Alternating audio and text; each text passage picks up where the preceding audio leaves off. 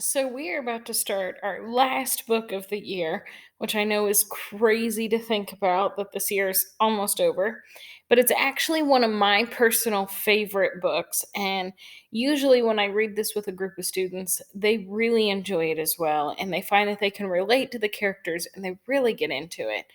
But it kind of takes us out of our comfort zone a little bit.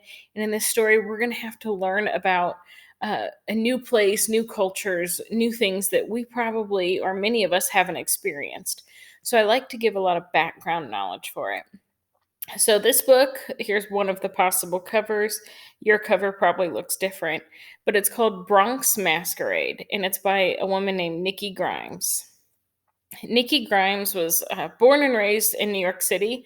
So a lot of the books she writes take place in New York City. That's the area she knows, it's the upbringing she knows. And she started writing, like she liked writing short stories and poems and stuff, by the age of 6. So it's something she's always wanted to do, especially poetry. She considered herself to be more of a poet than like writing novels. And her stories, even though she lives in California now, still take place in New York City, most of them. And they're kind of told like the crossover. So if you like the crossover, or at least the style of it, I think you'll really like this one. But this one, where some of you really liked the crossover because of the sports aspect, this one has sports and other things. So if you're not really somebody who's into sports, you can still get into this book as well. So this book is set in a classroom in the Bronx, New York, which I'm going to talk about the Bronx in a minute so that you have that background information. But the way it kind of opens up, no spoilers here or anything, is that this teacher has a classroom with 18 students in it. And it's supposed to be like I think about a 10th grade classroom, so not much older than you guys. But he has this classroom with 18 students, and one day he invites one of them to share a poem that they've written in front of the class. And all the kids really get into it, so he creates these open mic Fridays where every Friday the kids can come out and share their poetry. So the way the story is set up, you have a character in prose that's like story format telling you about something that's happening in their life, whatever it might be. And then you see their poem that they had for that open mic Friday. And then the next chapter, I guess it'd be called, is another character telling you what's happening in their life, and then their poem. And each character, some of them speak, 5, 6 times. It just depends. But I like it because it's also a quick read. The prose section and the poems are very short. So you can kind of get through it and you can feel like you know each character without um, really having to read for hours on end. A possible theme for this book, or probably the number one theme, if you remember, theme is the lesson that the author is trying to teach you, kind of like the moral of the story. And a major theme of this is unveiling a mask, revealing your true identity. And I usually like to do an assignment. I'm hoping I get to it this year, where I say, if you really knew me, you would know. And that's kind of the idea that through these poetry, through these open mic readings, the kids are finally able to reveal kind of who they really are. I don't want to say secrets because it's not like, oh, I have this deep, dark secret that I haven't told my class. But a lot of times we put on a show for our classmates. We're not the same person in real life that we are in the classroom because we want to be perceived as someone or something else. And that's what so many students around the country, around the world do. And these students are finally saying, I'm going to actually chip away at that and show my classmates who I really am. So here's what you need to know about the Bronx.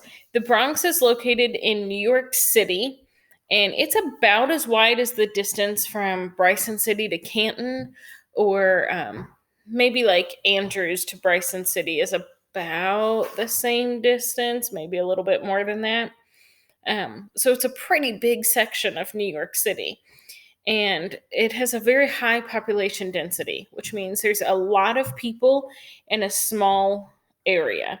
Instead of like if we think of Hiawassee Dam or Murphy or any of that, you have this large county, and yeah, there's about 30,000 people, but they're pretty spread out. You're not like houses aren't right on top of each other and that kind of thing. In the Bronx, you have an area about the same size, with a population just so much more than this area. So they are really kind of packed in there like sardines, I guess is the expression. Um, and it used to have a very diverse European culture. You know, German immigrants, Irish immigrants, um, French immigrants, Italian immigrants was very strong. And so you had all these different European cultures.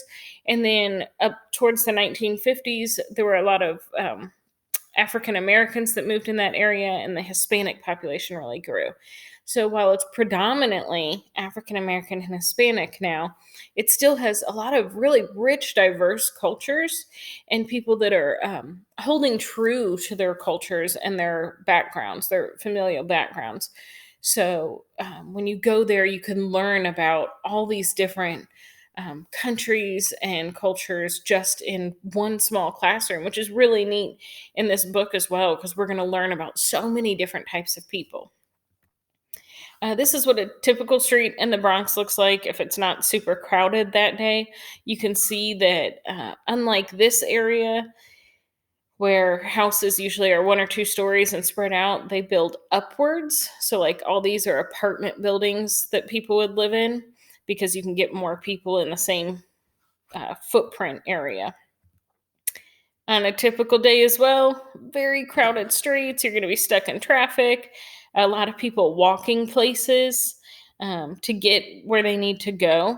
Not many people in New York City, especially in this area, have cars, and it's not necessarily a they can't afford cars. It doesn't make sense. Parking is a nightmare. Driving places, you could get there faster by bus or subway or walking or bike. So why spend the money on a car if you can get there in a more efficient way? So the Bronx has kind of a reputation. One of the things that they're very well known for is unsafe schools, and this has a lot of factors that go into it as far as resources for the schools. But there are a lot of gangs in the Bronx. And kids that are looking for groups to fit in, and so they do join gangs, and then therefore you have rival gangs at the same school, and there can be fighting, threats. It can get very dangerous. Often they're known for having metal detectors at the doors so that you can make sure that students aren't bringing weapons into school of any form. And it's a challenge just to keep the kids safe. It's not like where we think of when we think of the news with like mass shootings. It's not really as much mass shootings as like targeted gang violence. They have, because of that, I'm kind of going out of order on here, a lot of bullying as well. Part of that's from gangs, part of that's from these different cultural backgrounds. Like Italians don't like Hispanics or whatever. A lot of it's kind of racially or culturally charged. Um, and I don't know if that's necessarily one of the bullying things, but I'm just saying different groups at bully each other, call each other names, and kind of ostracize each other group and separate them. They have a high emphasis on sports. Sports are very important, more so than academics, which I know we kind of joke about that at different schools, even across our state, where they make those comments. But in this case, it's more like it's the kids place the emphasis on that being smart is considered nerdy and uncool, but if you can play sports you're really cool. And so the kids put the emphasis on that, and that sports are more important. And then the last two kind of go together. A high rate of teen pregnancy and single moms. Let me preface this by saying I am in no way saying anything against single moms, because whew, those are some of the strongest women I've ever met. I have several in my family that I, I'm in awe every day of the work that they do to take care of their children.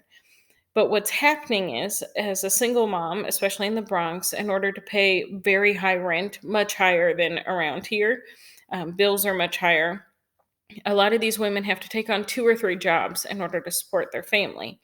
And so their kids are coming home to an empty house, home alone. Many of you maybe do that. I did that as a kid as well. And they're there, cooking their own dinner, and they're kind of doing their own thing. And mom's doing her best to put food on the table and pay bills, and the kids don't necessarily have immediate supervision, and so that's where they're going out and joining gangs, or um, often that's how teen pregnancy arises. And then it kind of creates a vicious cycle, because within the teen pregnancy, a lot of them end up dropping out of school in this area. And then the men don't typically stick around for teen pregnancies in the Bronx. It's well known, documented there. And so then those girls become single moms themselves, and it kind of creates this cycle that they have a hard time getting out of. So these are all issues that are well documented in the Bronx, and things that they definitely want to take care of and fix. But there's so many different factors at hand that make that difficult. So when we read this book, you will see all of this stuff represented. It's going to talk about drive-by shootings. It's going to talk about drugs to an extent. It's going to talk about all these issues, the idea of teen pregnancy, but you're going to see it from multiple perspectives. And I think that's really neat about this book, and I'm really looking forward to reading it with you guys.